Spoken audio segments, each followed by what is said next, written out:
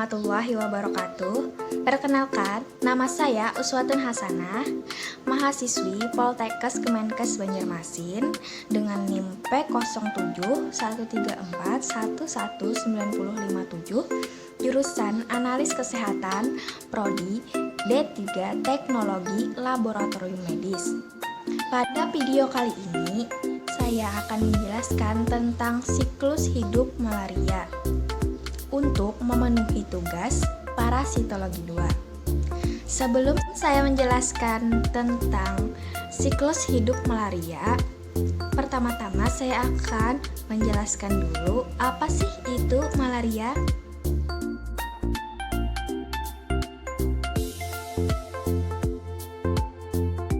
Malaria adalah penyakit menular yang menyerang manusia dan diperantarai oleh nyamuk Anopheles yang terinfeksi oleh Plasmodium.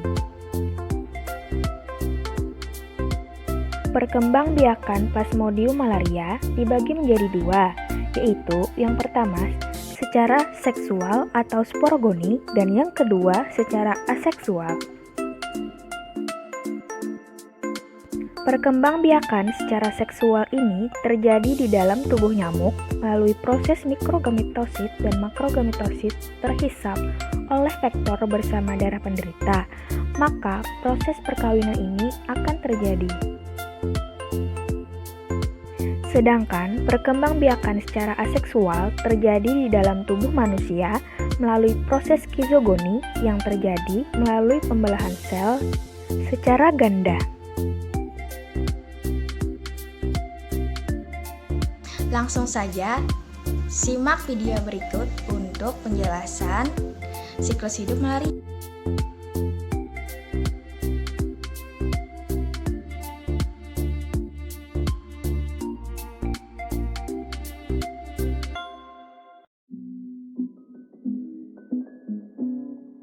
Ketika nyamuk Anopheles betina menghisap darah manusia dan memasukkan sporozoid yang merupakan stadium infektif, dan sporozoid akan menuju ke dalam hati manusia dan mulai menyerang organ hati yang masih sehat.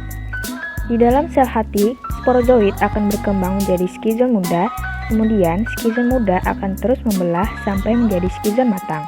Skizon matang kemudian akan memecah sel hati yang dihinggapinya. Skizon matang yang bebas tersebut dinamakan dengan mikromerozoid.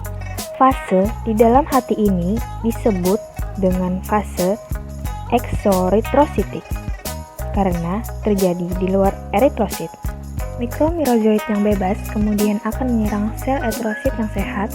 Di dalam sel eritrosit, mikromerozoid akan berkembang menjadi tropozoid muda. Pada stadium tropozoid muda dapat berkembang menjadi dua stadium, yaitu tropozoid dewasa dan gametosit. Pada stadium tropozoid dewasa kemudian akan berkembang menjadi skizon muda. Skizon muda kemudian akan terus membelah hingga menjadi skizon matang. Skizon matang kemudian akan memecahkan eritrosit yang ditumpanginya. Skizon matang yang bebas bernama merozoid yang nantinya akan menginfeksi eritrosit yang lain yang masih sehat. Fase pada eritrosit dinamakan dengan fase eritrositik. Untuk stadium yang lain, tropozoid muda akan berkembang menjadi gametosit setelah melalui beberapa kali siklus. Gametosit merupakan sel kelamin dari Plasmodium. Gametosit dibagi menjadi dua, yaitu makrogametosit dan mikrogametosit. Makrogametosit adalah sel kelamin betina, sedangkan mikrogametosit adalah sel kelamin jantan. Pada Plasmodium falciparum, makrogametosit berbentuk seperti pisang dengan ujung agak runcing, namun eritrosit tidak membesar. Sedangkan mikrogametosit Plasmodium falciparum berbentuk seperti sosis dengan ujung yang tumpul dan eritrosit yang ditumpanginya tidak membesar. Pada Plasmodium vivax, Plasmodium oval, dan Plasmodium malariae, bentuk makrogametosit dan mikrogametosit adalah membulat. Namun, pada Plasmodium vivax, eritrositnya membesar, sedangkan pada Plasmodium oval dan Plasmodium malariae, eritrositnya tidak membesar.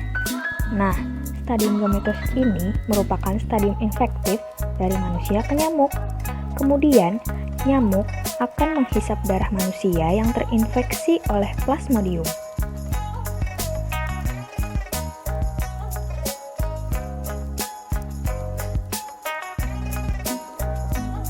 Makrogametosit dan mikrogametosit di dalam tubuh nyamuk akan mengalami proses pembuahan, di mana makrogametosit berbentuk bulat dan mikrogametosit memiliki flagel.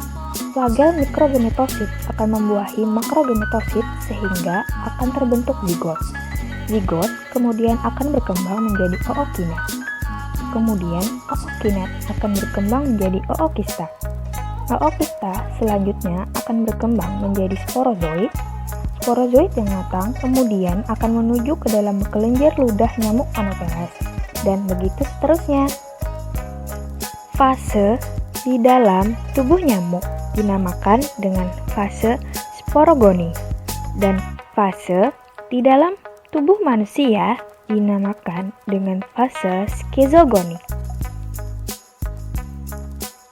Demikian video singkat tentang siklus hidup malaria dari saya. Apabila ada kekhilafan dari penjelasan ataupun kata-kata saya, mohon dimaafkan. Wassalamualaikum warahmatullahi wabarakatuh.